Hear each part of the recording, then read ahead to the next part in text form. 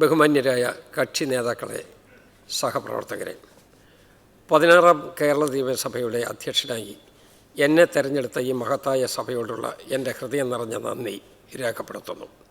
എന്നെക്കുറിച്ച് ഇവിടെ പറഞ്ഞ നല്ല വാക്കുകൾക്ക് ഒരിക്കൽ കൂടി നന്ദി അറിയിക്കുകയാണ്.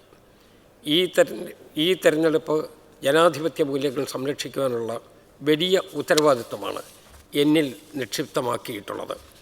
138 വർഷത്തെ പാരമ്പര്യമുള്ള നമ്മുടെ സഭയുടെ അന്തസ്സും നിഷ്പക്ഷതയും ഉയർത്തിപ്പിടിക്കാൻ പരമാവധി ആത്മാർത്ഥതയോടുകൂടി പ്രവർത്തിക്കുമെന്ന് ഞാൻ സഭയ്ക്ക് ഉറപ്പ് നൽകുകയാണ്. സ്പീക്കർ എന്ന നിലയിൽ ഭരണപക്ഷത്തിനും പ്രതിപക്ഷത്തിനും ഒരുപോലെ നീതിയും അവസരവും ഉറപ്പാക്കുക എന്നത് എൻ്റെ പ്രധാന കടമയായിരിക്കും. എല്ലാ അംഗങ്ങൾക്കും അവരുടെ അഭിപ്രായങ്ങൾ സഭയിൽ സ്വതന്ത്രമായും നിർഭയമായും അവതരിപ്പിക്കാൻ കഴിയുന്ന സാഹചര്യം ഉറപ്പാക്കാൻ പരമാവധി ശ്രദ്ധിക്കും എന്നറിയിക്കട്ടെ. പണ്ഡിറ്റ് ജവഹർലാൽ നെഹ്റുവിൻ്റെ വാക്കുകൾ ഇതിനേറെ പ്രചോദനം നൽകുന്നതാണ്. The strength of democracy lies not in the power of the majority but in the respect of shown to every voice. നിയമസഭ ജനങ്ങളുടെ പ്രതീക്ഷയുടെയും ആഗ്രഹങ്ങളുടെയും വേദിയാണ്. നീതിക്ക് വേണ്ടി ആഗ്രഹിക്കുന്ന ലക്ഷോപലക്ഷം ജനങ്ങളുടെ ആശാകേന്ദ്രമാണ് നമ്മുടെ സഭ. അതുകൊണ്ട് തന്നെ സഭയുടെ നടപടികളും ചർച്ചകളും ഉന്നത ജനാധിപത്യ മൂല്യങ്ങൾക്ക് അനുസൃതമായി മുന്നോട്ട് കൊണ്ടുപോകേണ്ടത് നമ്മുടെ ഉത്തരവാദിത്തമാണ്. ജനകീയ പ്രശ്നങ്ങൾ ചർച്ച ചെയ്യപ്പെടുന്ന ഈ വേദിയിൽ ഭിന്ന അഭിപ്രായങ്ങൾ സ്വാഭാവികമാണ്. പരസ്പര വിശ്വാസത്തോടും ബഹുമാനത്തോടും കൂടി പ്രവർത്തിക്കുമ്പോൾ ഈ സഭ ജനഹിതത്തിന് അനുസൃതമായി മാറും. സഭയുടെ അടിസ്ഥാന ശില നമ്മുടെ ഭരണഘടനയാണ്. ഇവിടെ നടക്കുന്ന എല്ലാ നടപടിക്രമങ്ങളുടെയും പ്രവർത്തനങ്ങളുടെയും അടിസ്ഥാനം ഭരണഘടനാ വ്യവസ്ഥകളാണ്. അതുകൊണ്ട് ഭരണഘടനയെക്കുറിച്ചുള്ള അവബോധവും ഉൾക്കാഴ്ചയും ഈ സഭയുടെ പ്രവർത്തനങ്ങളെ കൂടുതൽ മിഴിവുറ്റുള്ളതാക്കി മാറ്റും എന്ന് ഞാൻ പ്രത്യാശിക്കുകയാണ്. നിയമനിർമ്മാണ സഭയും എക്സിക്യൂട്ടീവും ജുഡീഷ്യറിയും മാധ്യമങ്ങളും അടങ്ങുന്ന നമ്മുടെ ജനാധിപത്യ ക്രമത്തിൽ വിവിധ വിഷയങ്ങളിൽ ഏകാഭിപ്രായം ഉണ്ടായേ മതിയാകൂ എന്ന് ശഠിക്കാൻ കഴിയില്ല. ഇത്തരം സന്ദർഭങ്ങളിൽ ജനാധിപത്യ സംവാദങ്ങളിലും അഭിപ്രായ വൈവിധ്യത്തിലും സഹിഷ്ണുത കാണിച്ച് മുന്നോട്ട് പോകേണ്ടത് അനിവാര്യമാണ്. ഗാന്ധിജിയുടെ ഈ വാക്കുകൾ നമുക്ക് മാതൃകയാക്കാം. The honest disagreement is often a good sign of progress.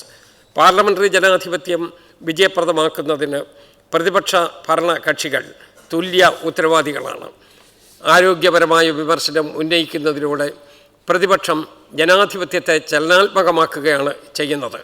ക്രിയാത്മകമായ വിമർശനത്തോട് അസഹിഷ്ണുത പുലർത്താതെ കഴിയുന്നത്ര പ്രോത്സാഹിപ്പിക്കുകയാണ് ചെയ്യേണ്ടത്. എന്നാൽ അതിനൊരു പരിധി അനിവാര്യമാണ്.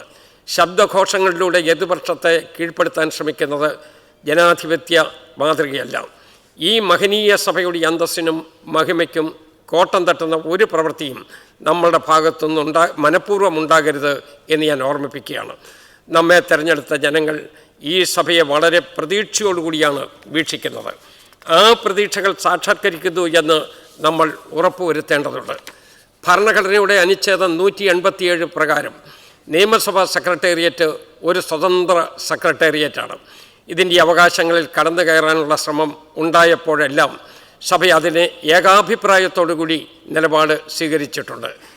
ഈ സെക്രട്ടേറിയറ്റിൻ്റെ ഭരണപരവും സാമ്പത്തികമായ സ്വാതന്ത്ര്യം ഉറപ്പുവരുത്തുന്നതിന് ഗവൺമെൻറ്റിൻ്റെ ഭാഗത്തു നിന്നും പൂർണ്ണമായ സഹകരണം ഉണ്ടാകും എന്നെനിക്ക് ഉറപ്പാണ്. ഭരണപ്രതിപക്ഷ അംഗങ്ങളുടെ സഹകരണം ഇക്കാര്യത്തിൽ ഉണ്ടാകണം എന്നാണ് എൻ്റെ അഭ്യർത്ഥന.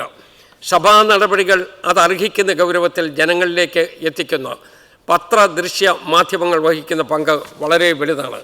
മാധ്യമപ്രവർത്തകർക്ക് സഭാ നടപടികൾ ജനങ്ങളിലെത്തിക്കാൻ ആവശ്യമായ കൂടുതൽ മെച്ചപ്പെട്ട സൗകര്യങ്ങൾ ആലോചിക്കാവുന്നതാണ്.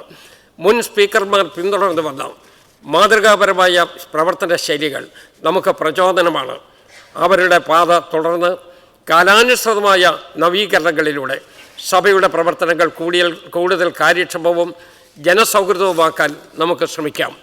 നമ്മുടെ സമൂഹത്തിലെ കുട്ടികൾ, സ്ത്രീകൾ എന്നിവരെ കൂടുതലായി ജനാധിപത്യ പ്രക്രിയകളിൽ പങ്കാളികളാക്കാൻ വേണ്ടിയുള്ള റീച്ച് ഔട്ട് പദ്ധതികൾ പ്രായോഗിക തലത്തിൽ കൊണ്ടുവരണം എന്നുള്ളത് സ്വാഭാവികമായ നമ്മുടെ പരിഗണനയിൽ വരേണ്ടതാണ്.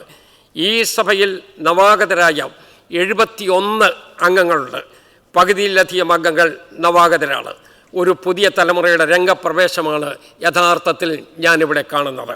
പുതിയ പ്രതീക്ഷകളും പ്രത്യാശകളുമായി നിയമസഭയിലേക്ക് കടന്നു വരുന്ന പുതിയ അംഗങ്ങളെ ഞാൻ പൂർണ്ണമായി സ്വാഗതം ചെയ്യുകയാണ്. ജനങ്ങൾ നമ്മളിൽ അർപ്പിച്ച വിശ്വാസം കാത്തുസൂക്ഷിക്കാൻ നമുക്കൊരുമിച്ച് പ്രവർത്തിക്കാം. എല്ലാവർക്കും എൻ്റെ അഭിവാദ്യങ്ങൾ. തുടർന്നുള്ള പ്രവർത്തനങ്ങൾ ഇതുപോലെ തന്നെ ഭംഗിയായി നമുക്ക് മുന്നോട്ട് കൊണ്ടുപോകാൻ കഴിയണം. എന്നെക്കുറിച്ച് പറഞ്ഞ വാക്കുകളിൽ ഒരു ഉദാഹരണം മാത്രം പറയാം.